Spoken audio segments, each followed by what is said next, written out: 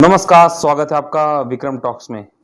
जिस तरीके से मेरी शर्ट वाइट है ना, वैसे ही टीम इंडिया वाइट टी-शर्ट में रेड बॉल क्रिकेट खेलने जा रही है 19 सितंबर से। अब ये 19 सितंबर और क्यों खास हो गई, चलिए आपको बताते हैं। लेकिन उससे पहले अगर आपने विक्रम टॉक्स को सब्सक्राइब नहीं किया है ना, तो कर लीजिए महाराज, क्योंकि इंडिया टीम उतरने वाली है बांग्लादेश के खिलाफ। और ये वो बांग्लादेश नहीं है जिसको आप आसानी से हरा दिया करते थे। ये वो बांग्लादेश है जो पाकिस्तान में घुसकर पाकिस्तान को ही 2-0 से हराई, और वो भी तब हराई जब पहले मैच में 448 रन पे पारी को पाकिस्तान ने डिक्लेयर किया था। मतलब बढ़त पाकिस्तान के पास थी। रिजवान शानदार 171 रन पे नॉट आउट रहे थे। वहां से पहला टेस्ट मैच जीता। उसके बाद दूसरे टेस्ट मैच में तीसरे दिन 26 रन पे 6 विकेट गिर चुके थे बांग्लादेश के। आप सोच सकते हैं कि 26 रन पे 6 विकेट गिर चुके हों, वो भी बांग्लादेश जैसी टीम का। और उसके बाद स्कोर पहुंचा था 262 रन तक लगभग। मतलब 138 रन लिटन दास और 70 से ऊपर मेहंदी के जो रन थे, उसने पहले बांग्लादेश को मैच में वापस लाया। और उसके बाद चाहे तस्किन अहमद की गेंदबाजी हो, चाहे मेहंदी के पूरे सीरीज में 155 रन और 10 विकेट से ऊपर हो, उसने बांग्लादेश को ऐतिहासिक जीत दिला दी। पहले टेस्ट मैच में आपको याद है ना, मुशफिकुर रहमान की 191 रन की पारी। तो शाकिब का गुस्सा तो हम सबको पता ही है कि किस तरीके से चल रहा है, किस तरीके से उन्होंने रिजवान को बॉल मारी थी।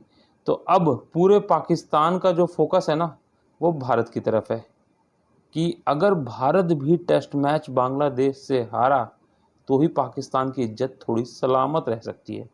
और यहीं पे आपको बता रहा हूँ कि भारत के लिए बहुत डर पैदा हो गया, क्योंकि रोहित शर्मा, विराट कोहली दिलीप ट्रॉफी खेल नहीं रहे।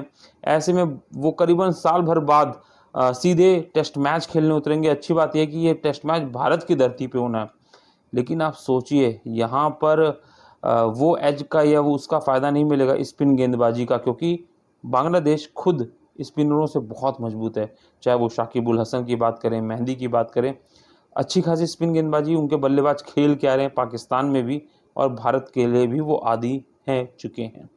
अब ऐसे में भारत के लिए बहुत बड़ी टेंशन की बात है, क्योंकि अगर देखा जाए तो मिडल ऑर्डर में अगर हम ओडीआई से थोड़ा सा लें, तो रोहित, विराट के होने के बाद भी श्रीलंका जैसी कमज़ोर टीम ने 27 साल बाद हमें सीरीज़ हरा दिया।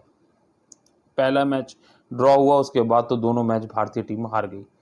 और अब उसी में से आधे से ज़्यादा खिलाड़ी, चाहे हम बात करें रोहित शर्मा की बात करें, चाहे विराट कोहली की बात करें, ऋषभ पंत जिस तरीके से दिलीप ट्रॉफी में ठीक ठाक परफॉर्मेंस की तो वो वापसी करेंगे, केएल राहुल की बात करें, श्रेयस अय्यर की बात करें, काफ़ी लंबे समय से लोग बाहर बैठे हुए हैं क्योंकि टी20 वर्ल्ड कप थे और उससे पहले आईपीएल थे, तो टेस्ट खेल नहीं रहे थे।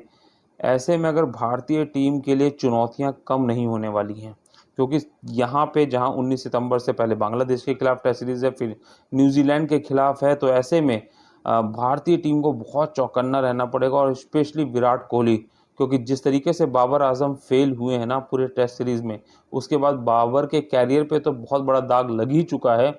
लेकिन सवाल कई खड़े हो गए हैं कि क्या विराट कोहली भी ऐसे कहीं फुस तो नहीं साबित होंगे। हालांकि हम हर सब भारतीय को पता है कि विराट कोहली दमदार खिलाड़ी है और हमेशा मौके की नज़ाकत पे वो खड़ा उतरता है और उसे संभालता है। जिस तरीके से टी20 वर्ल्ड कप में, पूरे वर्ल्ड कप में नहीं चले लेकिन फाइनल में 76 रन की अहम पारी खेली।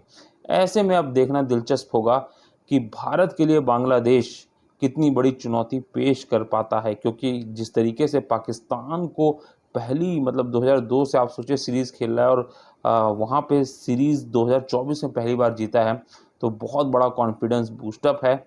बांग्लादेश अब वो वाली टीम रही भी नहीं है। वर्ल्ड कप में भी हमने देखा था काफ़ी अच्छी परफॉर्मेंस है, और ऐसे में उनके दिग्गज खिलाड़ी, सबसे बड़ी बात है कि चाहे वो लिटन दास की हम बात करें, चाहे मेहंदी की बात करें, चाहे गेंदबाजी में तस्किन की बात करें, चाहे शाकिब अल हसन की बात करें, सब दमदार परफॉर्मेंस कर रहे हैं।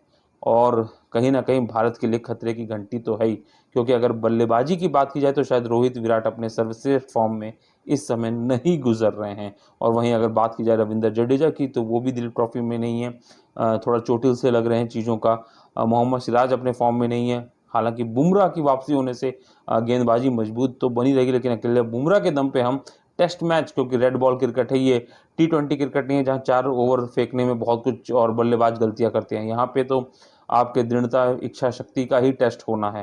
तो ऐसे में देखना दिलचस्प होगा कि क्या भारत के लिए बहुत बड़ी चुनौती बांग्लादेश खड़ा करता है, या फिर बांग्लादेश ने जिस तरीके से पाकिस्तान को हराने के बाद कॉन्फिडेंस बूस्टअप किया है, उस कॉन्फिडेंस को, उस हम कह सकते हैं अहंकार को, क्या भारत तोड़ पाता है नहीं, देखना दिलचस्प होगा। क्योंकि अब ये सीरीज़ नाक की सीरीज़ बन चुकी है, इज्जत की सीरीज़ बन चुकी है, क्योंकि हर एक पाकिस्तानी अब ये कह रहा है कि बांग्लादेश ज़रूर भारत को भी उसी तरीके से उसी की सरजमी पर आया जैसे पाकिस्तान को आया। तो आपको क्या लगता है, कमेंट बॉक्स में हमें ज़रूर बताएं।